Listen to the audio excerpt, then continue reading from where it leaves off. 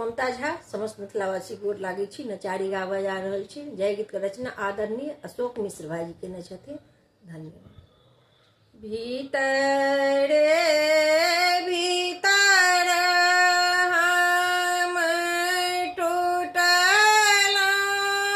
सदा, शिव टूटलौं सदा, शिव लियो अपन चरण लगा, लियो अपन चरण लगा।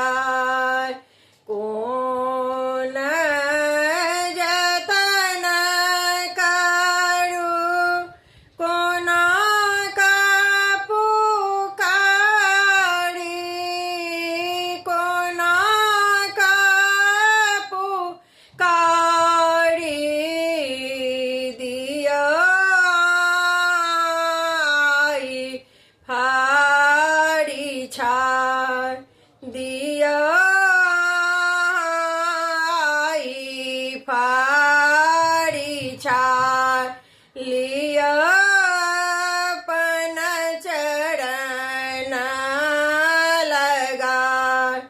देह भेल जड़ जड़ थकलौं महादेव,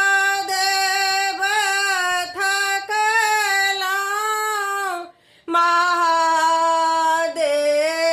एको डेग चल लो ने जाई, एको डेग चल लो ने जाय। करू आई वादा अहाँ शिव शंकर, शिव शंकर, देवै नैया बिसरा, देवै नैया बिसरा। चौदिस बाट अन्हार लगै छै, अन्हार लगै छै, दिया सकदी पजरा, दिया सकदी पजरा। मोना के मनोरथ अहाँ पुरबियौ, अहाँ पुरबियौ,